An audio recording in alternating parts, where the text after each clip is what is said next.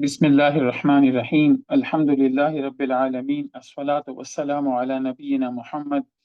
Assalamu alaikum wa rahmatullahi wa barakatuhu. I ask Allah subhanahu wa ta'ala to accept from all of us coming here to learn the language of the noble Quran. I ask Allah subhanahu wa ta'ala to make us sadqa jariyah for our parents and make our children sadqa jariyah for us. I ask Allah subhanahu wa ta'ala to give us tawfiq to learn the language of the noble Quran and then teach others.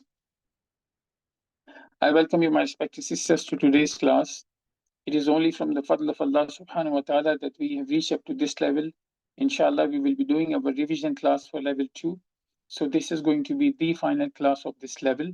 Inshallah, after this class, you will have your certificate exams and then you will get your certificates.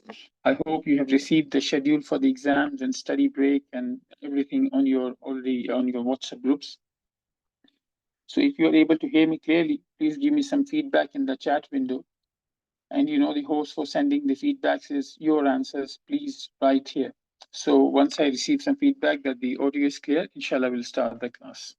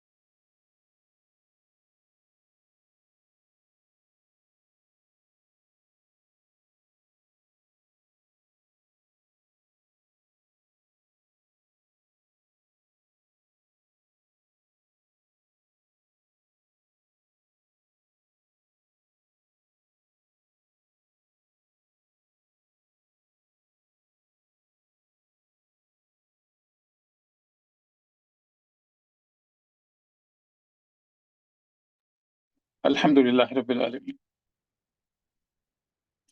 So today, inshallah, we'll be doing our revision. And as you can understand that we cannot cover each and everything in this short revision class, whatever we've studied in last of 15 lessons almost. So we'll try to touch upon the subjects. Inshallah, it's going to be very easy because we've done another revision class midterm. So I hope you remember things and we'll not have to spend too much time on anything. Bismillahir Rahmanir Rahim. So we have studied inna wa akhawatuha. What are inna wa akhawatuha? There are 6. In this, we have seen inna, wa anna, wa ka'anna, wa lakinna, wa la'alla. We haven't done later. Inshallah, we'll cover that in upcoming lessons. First of all, what is the function of inna wa akhawatuha?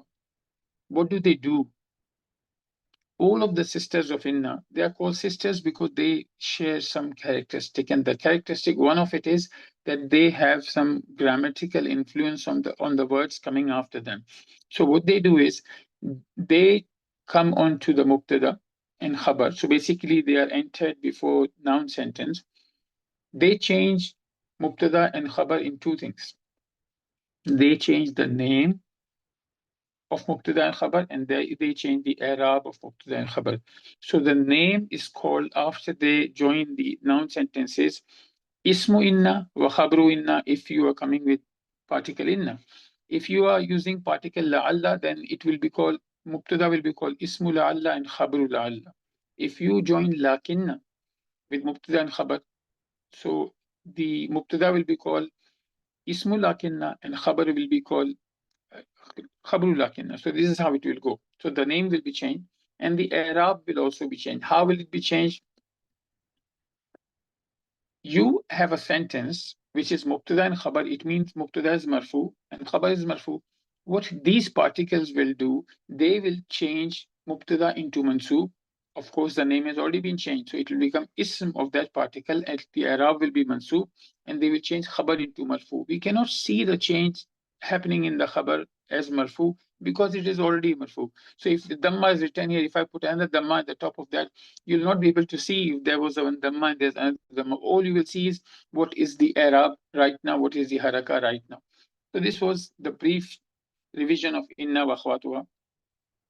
Another thing is, inna and its sisters, their ism can be an apparent noun, like it was originally al-imtihanu sahlun, the imtihan is easy, but after inna it became, surely the imtihan is easy, the exam is easy.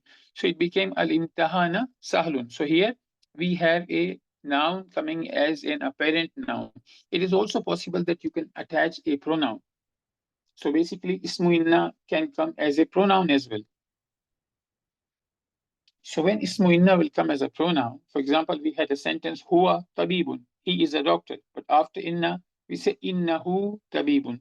So this huwa is now ismu inna, and tabibun is the khabaru inna. In the beginning, we had huwa tabibun, we had this pronoun. But after inna, we cannot use this pronoun because this list of the pronoun is used only for marfu. They can only sit on the chair of marfu. We have to attach a pronoun which can sit in the chair of mansub. So this is the list of pronoun. The second one here, this one. This list, as Alhamdulillah Rabbil Alamin, we all know that these pronouns can play the role, can sit in the chair of mansub or can sit in the chair of majrur. So after inna, we require a pronoun which is mansub. So we will pick one of the pronoun from here according to our need. And then we have seen the examples from the Quran for this concept of a question with the choice. We have studied before, if we have a question, we say, Ahada kitabun, it's done. And the answer will give us an answer. But what if we want to ask somebody to confirm one of the two things? So we are giving them the choice to pick an answer from that one. So in that case, what will we use? In English, we will say, is this a book or a pen? So we will use or.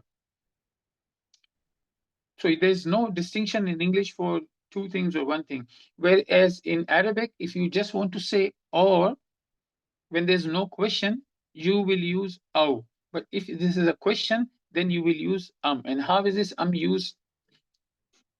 If you look at this English sentence, is this a masjid or a house? This is how we use. Are you from Germany or France? But in Arabic, you will not do that. You will have your first choice coming with Hamzatul Qat, which is your Hamzatul Istifham, and your second choice will come after We have done this, so I hope we've done it even in first time, long time back, and then even in last few classes as well. So these are the examples from the Quran. Then we have studied kana. Kana wa akhwatuha. Kana and its sisters, like we've done inna wa akhwatuha. So now, alhamdulillah, we understand when we say about something, inna wa akhwatuha, kana wa akhwatuha, dhanna wa akhwatuha. All of this is what?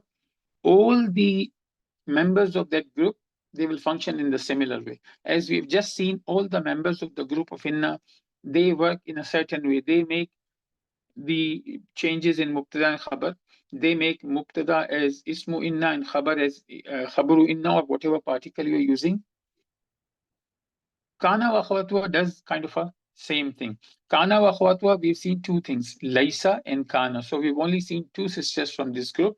Kana means was and Laisa means is not. And we've seen examples from the Quran as well, right? So let's see first Laisa. Laisa means is not. What Laisa does, as I told you, it will make changes in Arab and the name. Name will become from Mubtada, Ismu Laisa, and Khabar will become Khabaru Laisa. Likewise, the Arab will be changed. Mubtada will become Mansub, as we can see here, and Mubtada will become Marfu, and Khabar will become Mansub, as we can see here. So it is just opposite of the inna. In the case of inna, we say innal baita jamilun. If we will add laisa, we will, how will we say laisa al baitu jamilan? In laisa, we have seen that laisa is a verb. Verbs are of two types, complete verbs and incomplete verbs. Complete verbs are okay with the file only. So we say kharaja zaidun, kharaja is the fail, zaidun is the file. Zaid left, meaning is understood. Even if you only say kharaja, we know the doer is hidden and the meaning will be he left and the meaning is understood. But for Laysa, if I say Laysa Zaidun, meaning is not understood, means Laysa, it means is not. So Laysa Zaidun, Zaid is not. What about Zaid? What Zaid is not? Here we understand that this is a verb, but it is an incomplete verb. It cannot have the file. Instead, it will have ism and khabar. So now Zaid is our ism. Zaid is our subject. Zaid is not. What is he not? Is he not a doctor? Is he not a student? Is he not present today? So if I say Laysa Zaidun Maridan, I simply added the word sick, and the sentence is now making sense. Zaid is not sick. Laysa Zaidun Maridan. And we have seen khabar of Laysa can come in two forms. It can come, as we just saw, in a mansoob form, Laysa al-kitabu jadidan, the book is not new, or with the harf jar, Laysa al-kitabu bi jadidin. There are two ways. What is the purpose of this ba? This ba is used for emphasis. So if I say to you, this book is not new, is one thing. And if I say this book is not new, you see, so I am emphasizing. Of course, in English, there is no translation for this letter ba, so I cannot bring a translation and put an emphasis on that. But as you can understand from the sentence, just by saying the book is not new and by saying the book is not new, so we are putting an emphasis. This is the benefit you will receive from this ba using here in Khabrul Laysa. Wallahu alam. Then, like inna, we can have ismu inna as a parent noun, or ismu inna can be in a pronoun form. So here it is. Laysat Fatimatu tabibatan. Fatima here is our ismu laysa. But we can also have ismu laysa coming in the form of a pronoun. But for this one, this pronoun, we will not use the list which we have used for inna. Why? Because the list of those attached pronouns, because you are attaching with the word, so you will use an attached pronoun. Those attached pronouns can only sit in the chair of mansoob or majroor. So we need another pronoun which we can attach and which can sit in the chair of marfu. So this is the list of pronoun, and we know this list of pronoun. We usually attach it with our verbs. So we will attach any of this pronoun with the laysa as a ismu laysa in case if we need to use the pronoun. These are the examples from the Quran for laysa.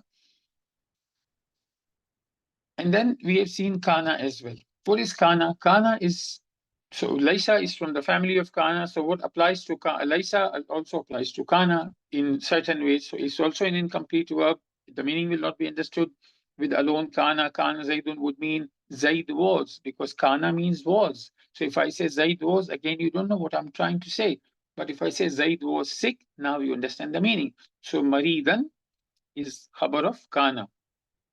Kana does the same things. The name will be changed into Ismu Kana. Mubtada will be changed into Ismu Kana. Khabar will be called Khabaru Kana. Ismu Kana will be Marfu and Khabaru Kana will be Mansub.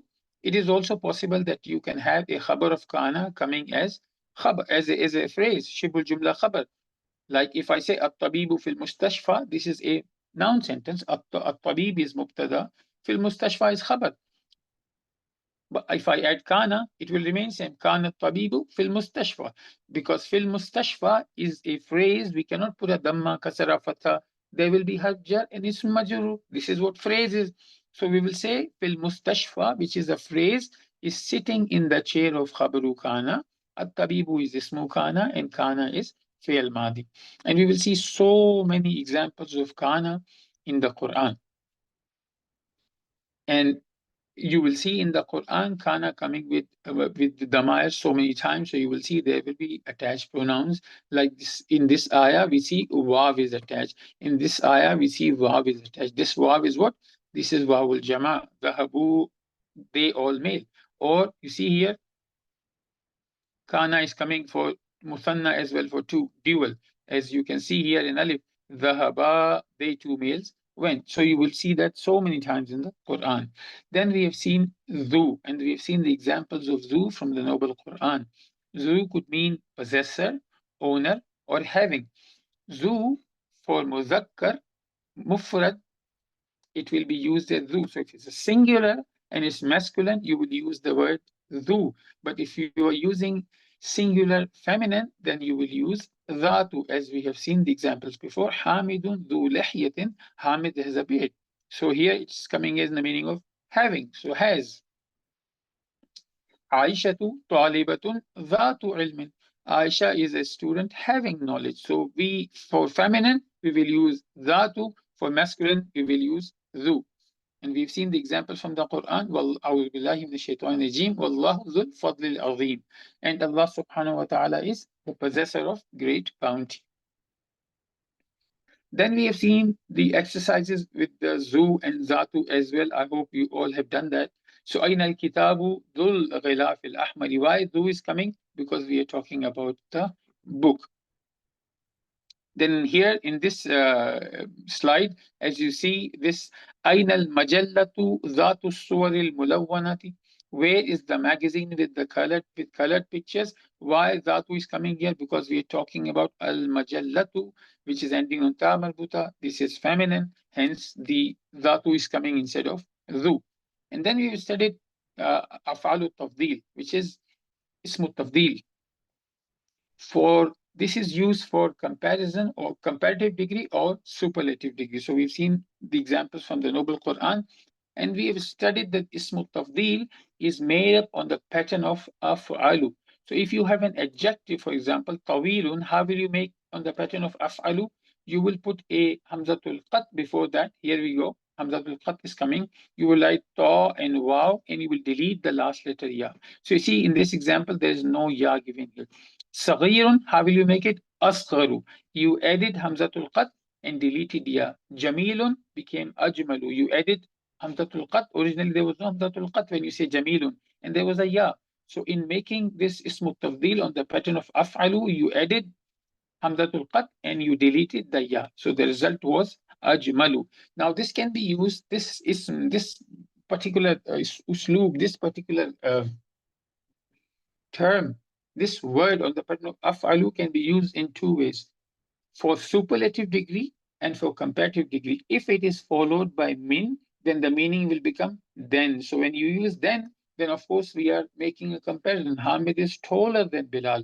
However, if it is followed by a noun in a majrur form, like talibin here, it is a noun which is coming as mudaf ilayh, is majroor after our ismu tafdil, then the meaning will be superlative. Hamid is the tallest student in the class. We are not comparing, rather we are giving it a superlative degree.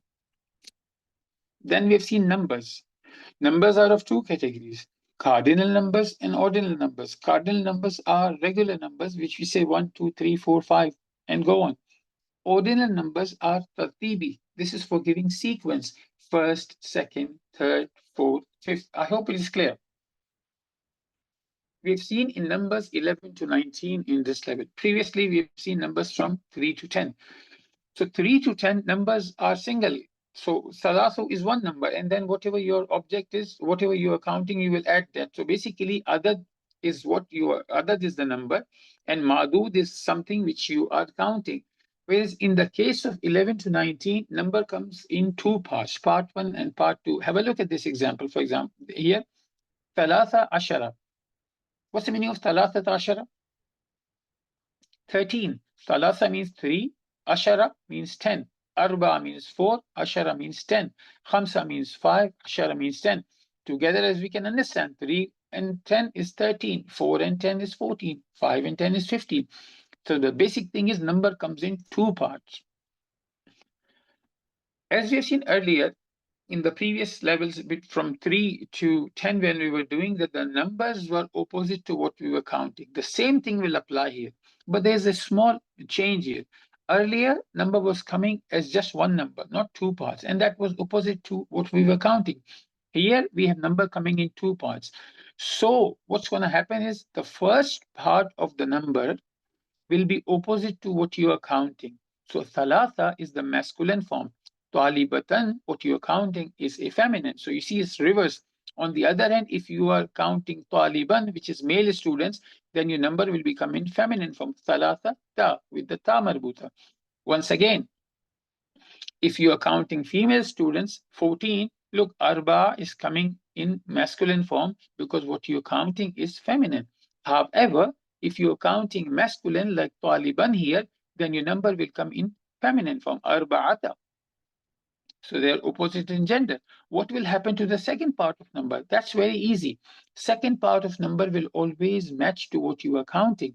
So here, when you were counting talibatan, your second part was coming with tamarbuta, asharata. Here, in this example, when you are counting masculine, taliban, then your number, second part of the number is also masculine. There is no tamarbuta attached with that. I hope it is very clear. Then we have seen that the numbers, when we studied in the previous levels from 3 onwards, those numbers were mu'arab, meaning they were able to change the vowel sign according to the chair they were sitting in the sentence. So if they were playing the role of marfu, they will show the dhamma, like here, salasatu. If they are playing the role of mansub, they will show the haraka of nasb, which is fatha here. If there's a harf jar before that and they are majrur, they will show the kasra as the alamatul jar. However, numbers from 11 to 19, except for number 12, they are fixed. They are mabni. They don't change. So these examples are the same examples as given above.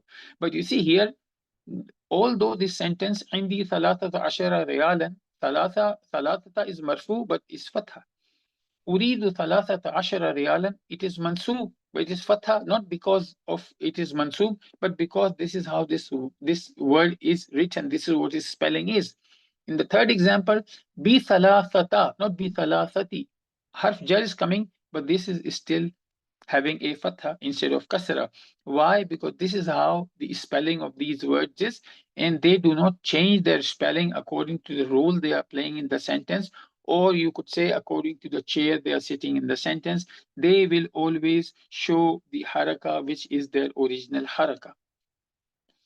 So this is the full list of up to 20 numbers for ordinal and cardinal numbers. So as we can see, Arabic numbers, as we've seen the previous slide and we have understood, the numbers can be of masculine gender and feminine gender. So when we talk about Arabic ordinal numbers, numbers we use for sequencing, they are also masculine and feminine. So al-ula, al-thaniyata, al-thalithata, these are all feminine numbers, whereas al-awwalu, al-thani, Athalithu, these are all masculine numbers. So when will we use masculine? When we will use feminine? It depends on what we are talking about. If we are talking about masculine, we will use masculine number. If we are talking feminine, we will talk about we will say feminine version of the number. Then we have seen verbal sentences. So basically, we have seen sentences earlier from the very beginning. Sentences are of two types: noun sentence and verb sentence. Noun sentence is in Arabic is called al-jumlatul ismiyatu. Verb sentence is called al-jumlatul fi'liyatu. Verb sentence begins with the noun, and the pillars of the noun sentence are mubtada and khabar. Pillars of the jumla ismiya are mubtada and khabar, subject and the predicate.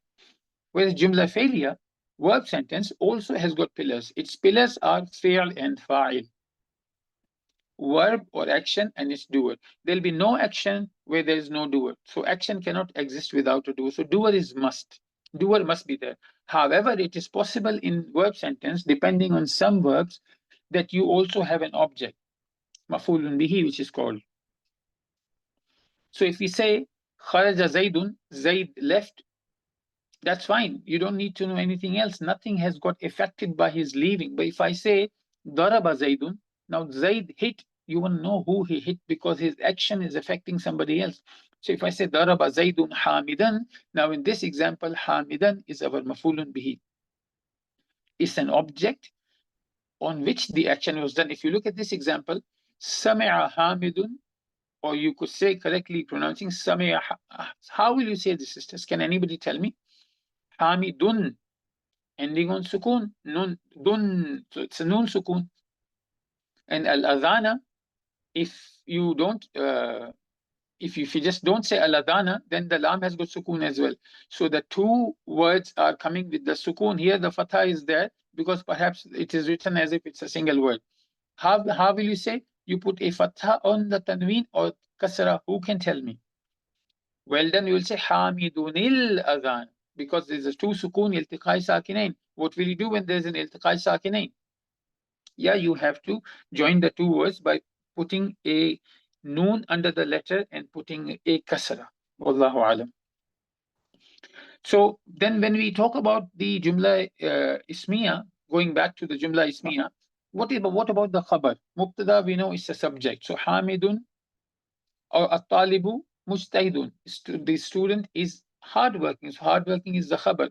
But can there be any other type of khabar? Can there be any other type of information about a subject? Yes, it's possible. If I say Zaidun fil masjidi, Zaid, and I become quiet, you want to know about Zaid. If I say Zaidun Mujtahidun, fine, you got a khabar, which is a one word khabar. Zaid is hardworking. But if I say Zaidun fil masjidi, what is happening now? Fi is harf jar, al masjid is ism majroor. Together they are called phrase or khabar. We already know the difference between the sentence and the phrase. Sentence and words both are made up of words. They have number of words in that, but sentence will make sense, whereas phrase will not make as much sense. It will not give you 100% understanding.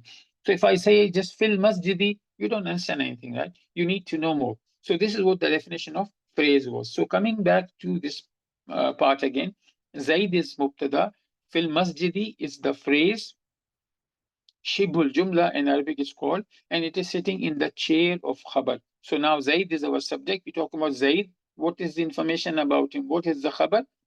Fil Masjid, he is in the Masjid, or Zaid is in the Masjid.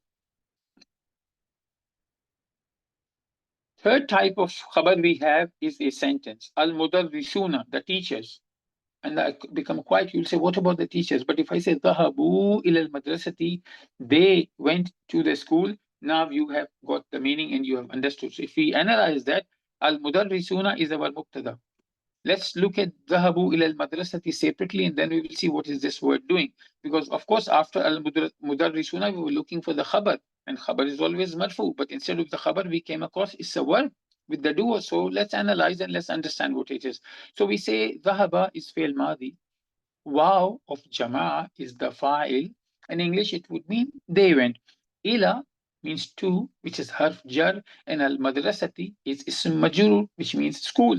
So the whole sentence means dhahabu ila al madrasati. So we will say al mudarrisuna is the mubtada, and this sentence, this verb sentence, dhahabu ila al madrasati, it is sitting in the chair of khabar, just like phrase sat in the chair of the khabar. Now this jumla failure is sitting in the chair of the khabar.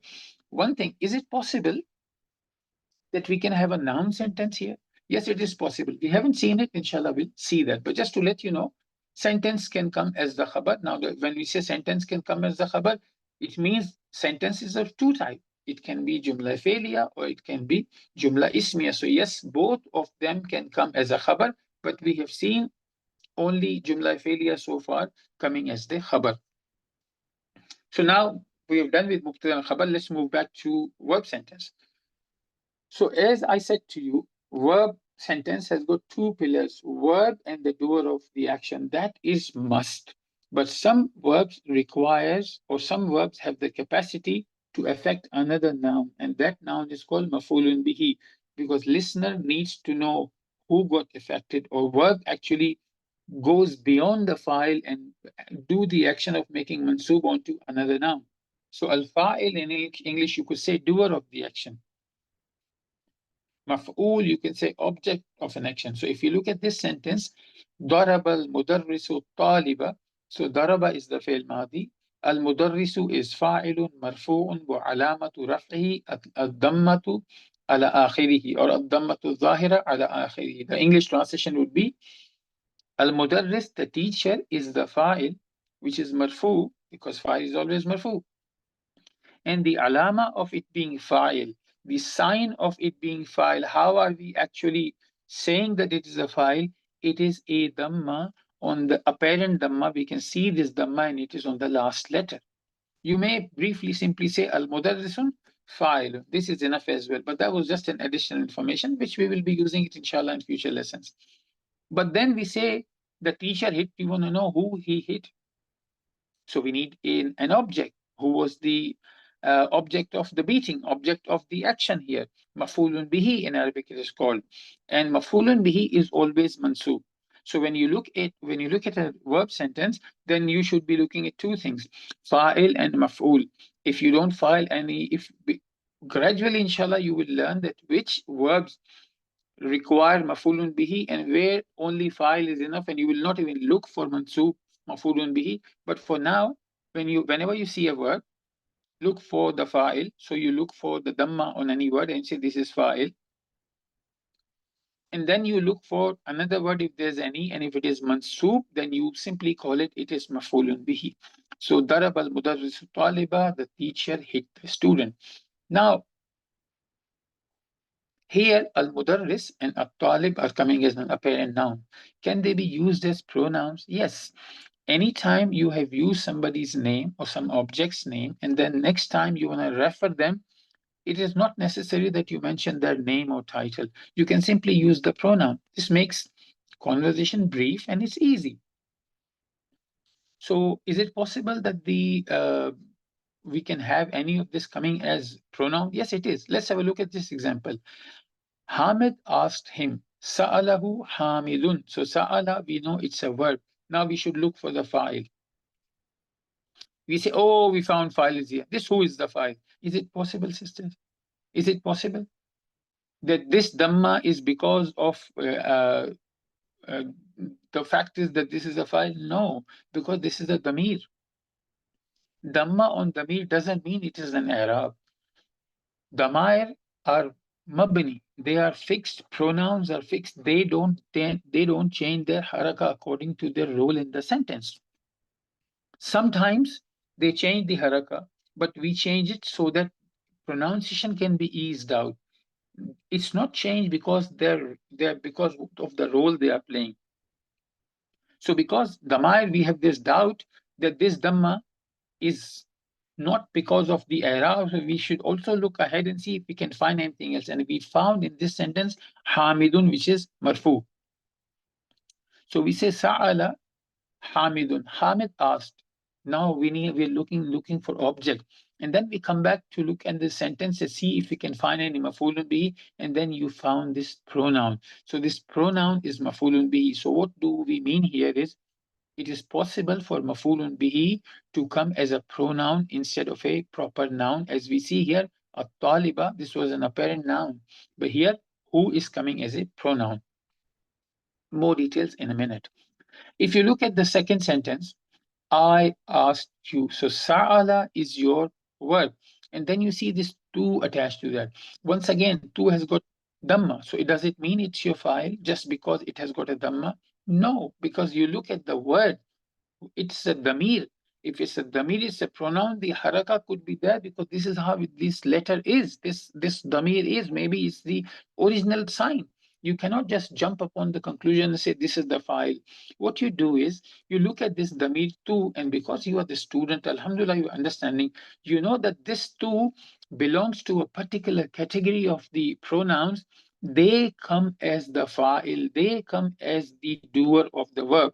But just to be sure, you look in the sentence ahead as well, you don't find any name Hamidun, Zaidun, Al Mudarrisu. So now you are sure that this Dhamma, which is connected to the verb, is a doer because this Damir, this pronoun plays the role of a doer, and doer is always Marfu. And this Damir always sit in the chair of Marfu. So you have so many evidences. So you will say Sa'altu, I asked.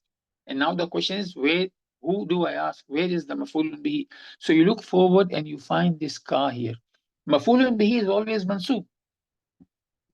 We see this fatha on the kaf. Does it mean this is enough proof for us to say this is mafulun bihi? No, because this is the damir. This is a pronoun. Pronouns are fixed. They don't change their haraka according to the role. So I must be sure that if this fatha is there, this fatha is always there. Subhanallah. It's not because it is mansub. Then I look at the word, this ka, and think, what is ka? And then I realize ka is a pronoun of the category of mansub and majroor. Ka is the pronoun which can sit in the chair of mansub or in the chair of majroor. For us to decide it is sitting right now in the chair of mansub or majroor, there's a very simple test. If it is sitting in the chair of majroor, then there must be before that harf jar, or there must be a noun. But when we look before that, we don't find any fi, ila, ala, min. Rather, we find a damir. And you remember, this damir, we have already decided this is a file. So now what is this ka? Ka is our mafulun bihi, which is mansub, and this is a damir. It is a pronoun from the category of the damir, from the category of the pronouns, which can sit in the chair of mansub. So now we will say this is mafulun bihi mansub. We'll say this is damirun muttasilun mabniyun al fath. So this is a attached pronoun which is fixed on the fatha, but it is sitting in the chair of maf'ulun bihi mansub. This analysis is not very important for you to remember at this stage, because I'm also telling you the same thing in English as well. But moving forward, inshallah, you will be able to do that on your own without thinking much. So what will we say for this kaf in English? It is an attached pronoun which is sitting in the chair of maf'ulun bih. That's enough in English, I guess, inshallah. So as we've seen earlier, this is the whole list of the pronouns, and here is the comment here that this list of attached pronoun, muttasil means attached, right? And we know we write this pronoun connected with the word, whereas this pronoun is written munfasil. Munfasil means detached. You don't if you say huwa tabibun, you don't write huwa and tabibun. You don't join wa with the ta. They both are separate. So this list of pronoun is for marfu pronoun, but they only come in the form of mubtada. They cannot get attached. Whereas with the verb like this one, if you want to attach, you need to see a pronoun which is suitable from this category. So we have two type of damirun muttasilun here in front of us. One is the type which is attached to mafulun, to a verb as a mafulun bihi. Another is the one which is attached to the verb, which means it is a fa'il. So this two is coming from this list here. Two means I. Let's see the translation. Alhamdulillah, yes, it is I. And this who is from this category. Muttasil, damair, which can sit in the chair of mansub and majroor. These are the ones. So where is who here? Here is who. What's the meaning of who? Who means him or he. So here we have him as a translation. And this ha obviously is for the feminine. So where is this pronoun ha? Is it in this list of the file? No, it is not, because they are different. They are written differently. Is this in this list of pronouns which can be playing the role of maf'ulun bi? Yes, here they are. This is ha is here. So I hope it is clear. We've done it enough times. One grammatical rule we have done, which is very important for us to remember always, inshallah, is that the verb which is coming at the beginning of the sentence will always be a third person singular verb. So if you say about one student, you say dhahabat talibu, and English translation would be the student went. But what about if you're talking about many? You will still say dhahabat tullabu. Many students went. So I did not change the form of the verb. Why? Because this is a rule. If the verb is coming at the beginning of a sentence, then it will always be third person singular.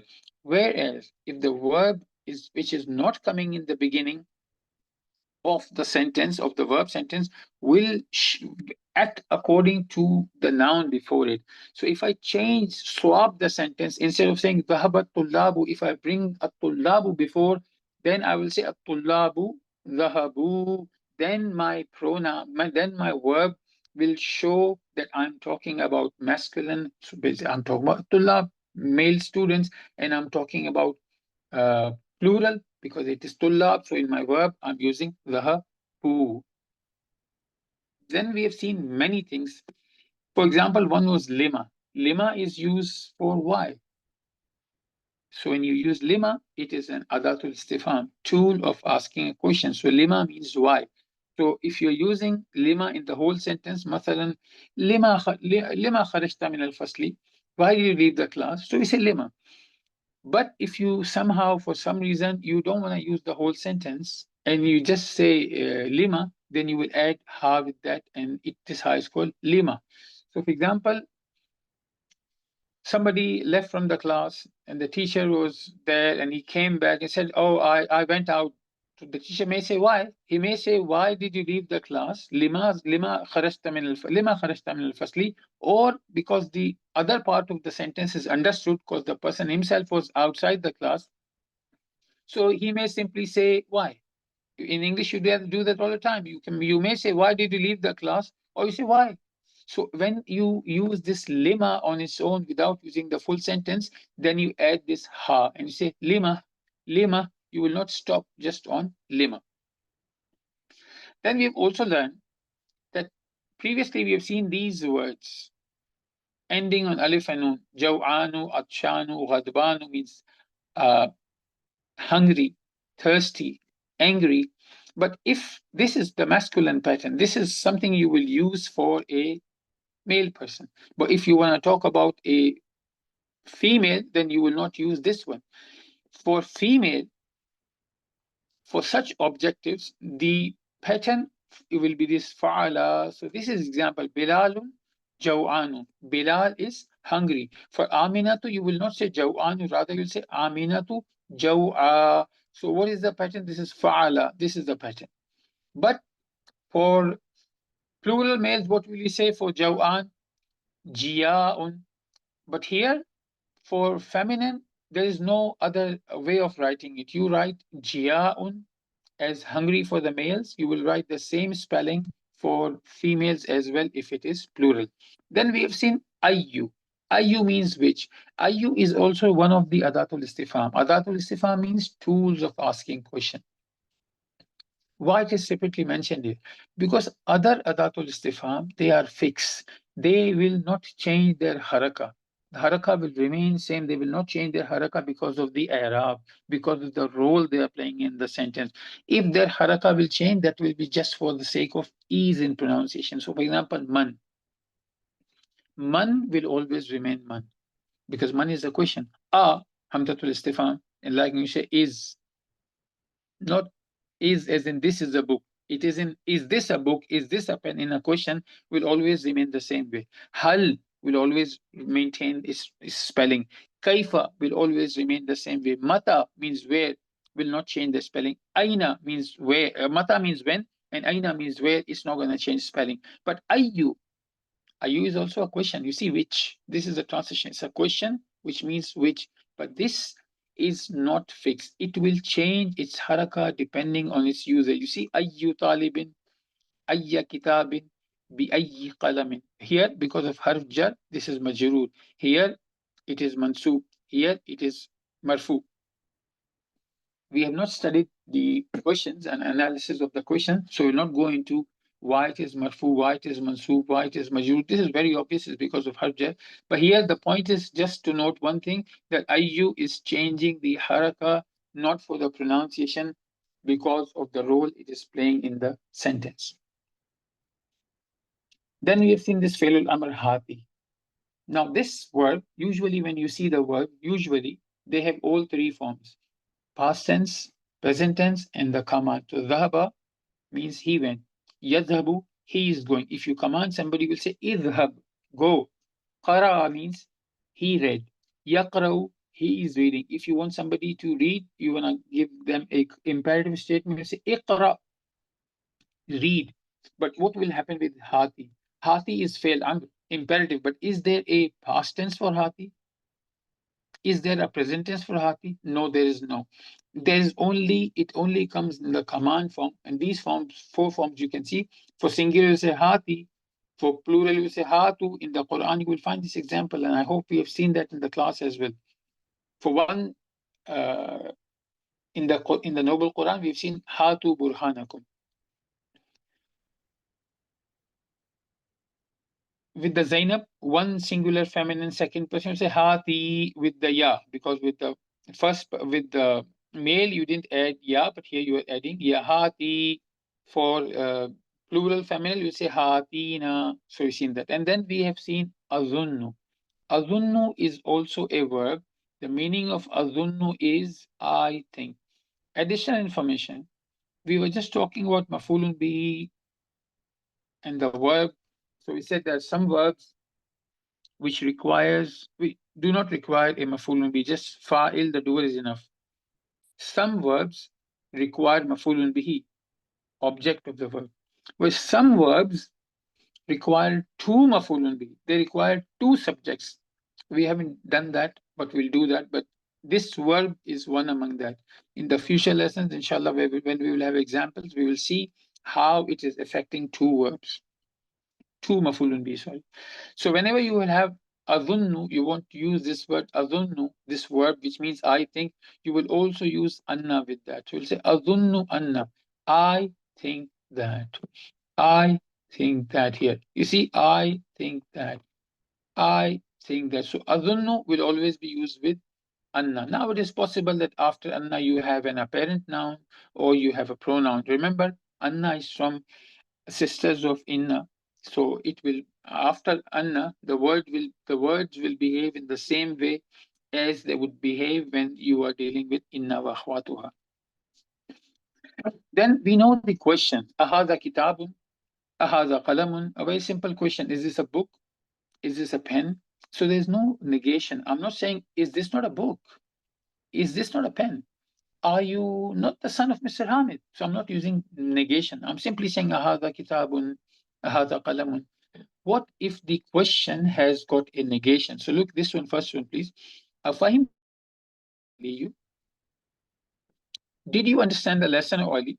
Ali is saying, Naam. Fahimtu, yes, I understood it. We know this question and this answer very well. But what if your question has got negation? Then it will be like this. Ma fahimta darsa ya Ali? Did you not understand the lesson, Ali?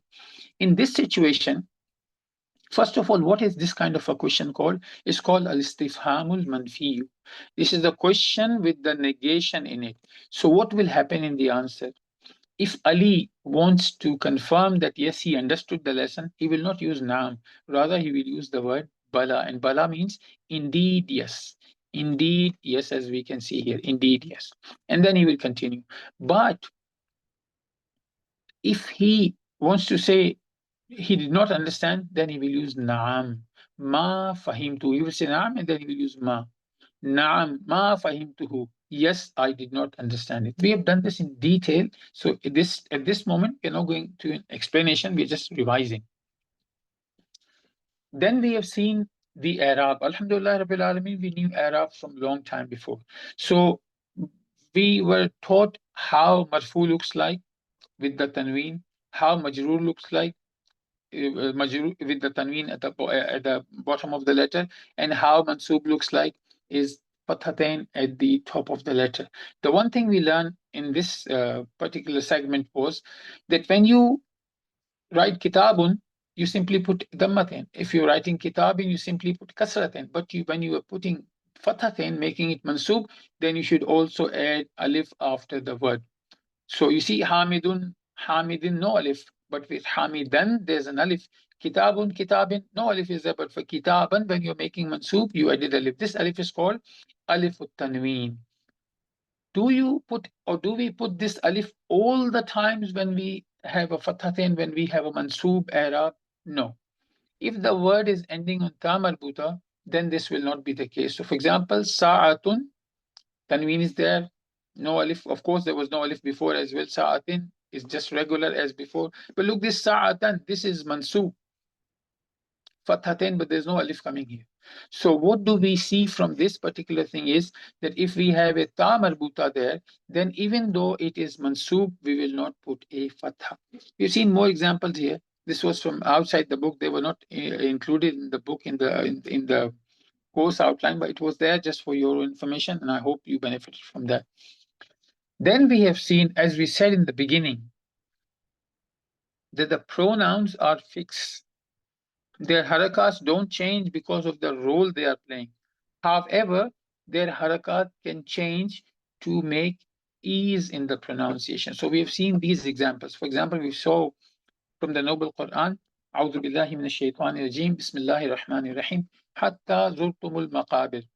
So we know this tum is here, zahabtum, this had got sukoon.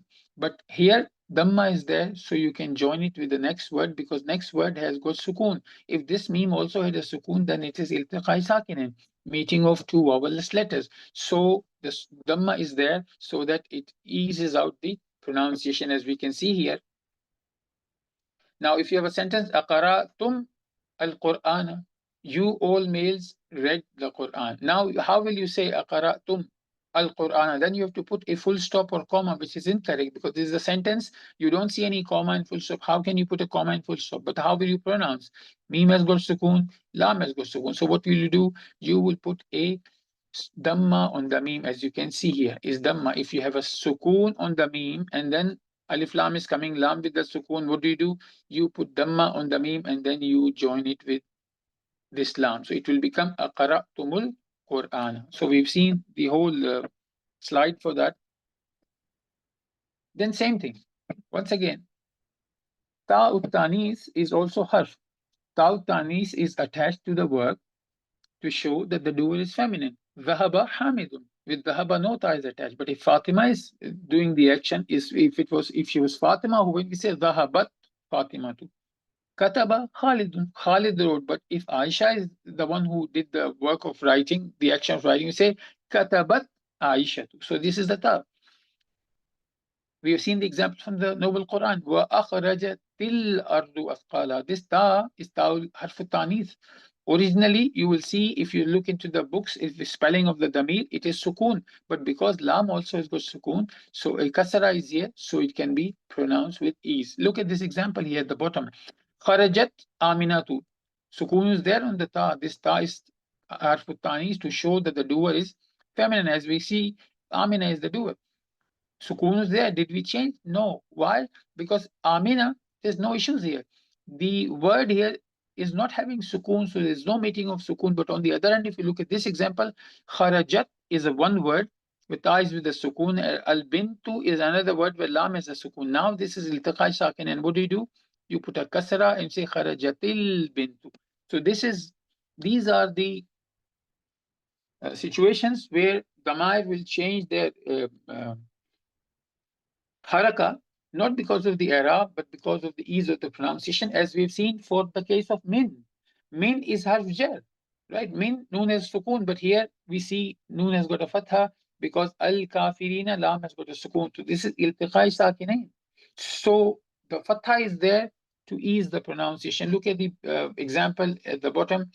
Man hadha baladu, noon has sukoon. It didn't change because the next word is not having a sukoon, it's a fatha. But in this case, man sukoon. After that, al walad is coming. We have to join these two because there's nothing in between. Here we had haza, so we had no issue. So what will you do? Manil waladu. We will put a kasra so we can join it with the next word. Then we have seen, by the way, this is man. If it was min harf jar, this man is for the question, right? So this is, you will put a kasra here, but if it was harf jar, then you will put a fatha.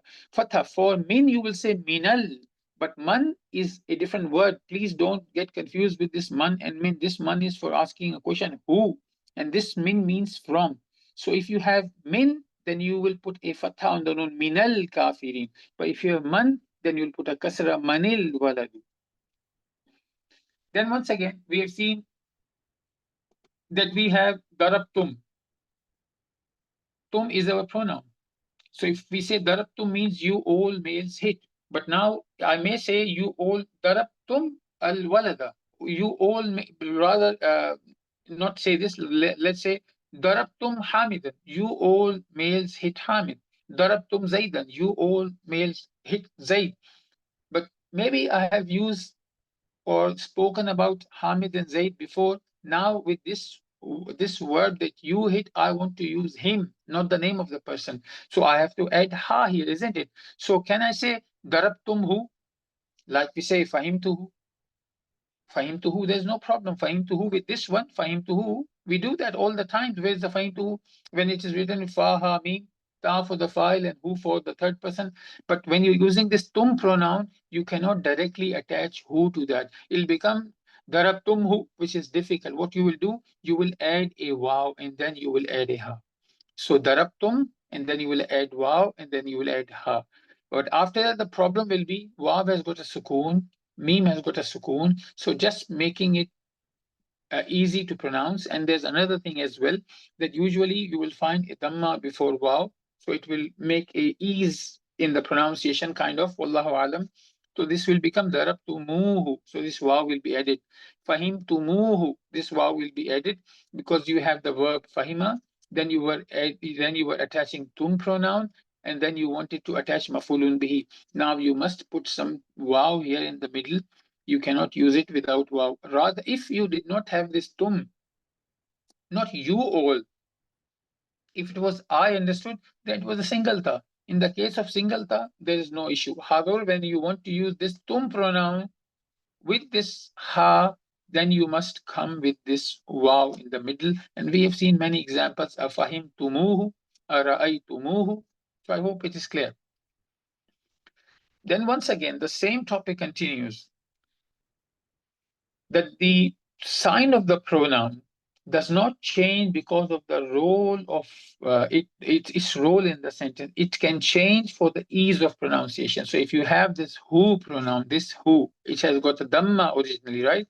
So we say darabahu, darabathu, darabatu, no issue. But if you are going to use this pronoun, for example, darabti, which means you, one female, hit, who you hit, now we have to use the mafulun bi. We may say darabti zaidan, no problem with that. But if I want to use a pronoun instead of zaid, I want to use who, what's going to happen? I will add this who. But can I say darabti who? Because this is the original spelling. Ha with the dhamma on this damir, as we can see as a dhamma. No, why? Because if there is a kasra there, and then you immediately come after the new letter which has got a dhamma, this is a big mushakka. This is difficult for the tongue. Darabti, who, instead of, we need to have an ease in that. So this dhamma has brought down as a kasra. If you pronounce now, darabtihi, it's very easy. You will not find it like a tongue twister or your tongue is getting tight when you are saying that. So you will say darabtihi. So whole point is this who had a dhamma, why had become a kasra, just because so it is easy for pronunciation. Another example, darabtu, I hit. Here I can easily say darabtu. I don't need to change anything. So I hope you got the sister. This was the end of the revision. And we have covered almost everything what we've done in the class. Of course, on the surface level, we didn't go into detail because we have done things in massive detail in the class. Chapters were divided into multiple classes. So I hope it was easy. It was the purpose of the revision was just one, that you could just get a quick re-jog in your memory. Oh, we've done this topic and we've done that topic. And whatever the final details were there, for that, of course, you have to revise. So I hope it was beneficial. May Allah subhanahu wa ta'ala bless you all. I hope you all, my best wishes that you perform very well in your exams. May Allah subhanahu wa ta'ala make it easy for you. Inshallah, try to read a lot of astaghfar. Please, inshallah, put your best, do your revision. You are doing it for the sake of Allah subhanahu wa ta'ala, sisters. I sincerely hope that all of you have two goals. Goal number one is to understand the Noble Quran, understand the Sunnah, understand the Islamic text. And another goal you have is to teach others, to make those people sadqa jariyah for you. Because if you teach somebody, they are sadqa jariyah for you. Imagine they teach somebody.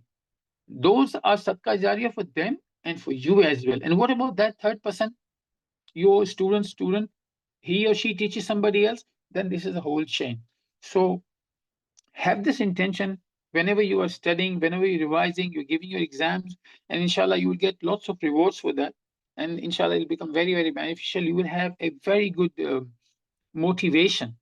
You will find yourself really driven towards doing the best in your exam. I'm sure about one thing. Most of us in the class, even if you don't revise anything, just before the exams, quickly flip the pages and sit the exam, you will all pass, inshallah. But I want you, sisters, to try to do the best. Allah subhanahu wa ta'ala likes the person who does things in an excellent manner. With this, inshallah, we'll end the class. Hope to see you in level 4, inshallah. Jazakumullah khair. It was very nice having you all and attending and this class and being in these sessions. Jazakumullah khair once again, sisters. If there's nothing else, then inshallah we'll end the class.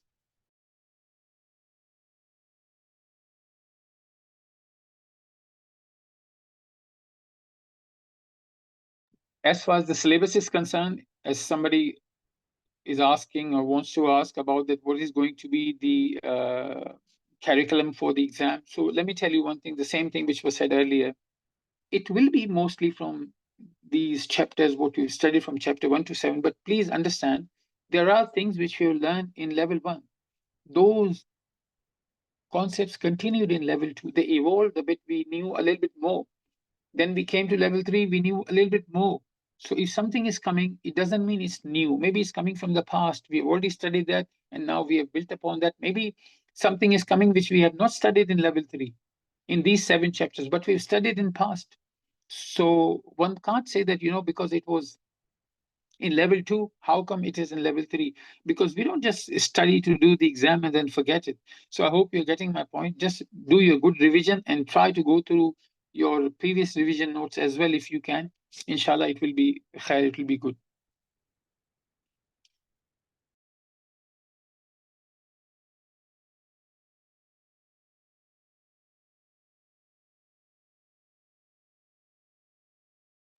Inshallah, we'll end the class. Sisters, Jazakumullah khair. Thank you so much for coming. Subhanak Allahumma wa bihamdika. Ashhadu an la ilaha illa anta astaghfiruka wa atubu ilayk. Assalamu alaikum wa rahmatullahi wa barakatuhu.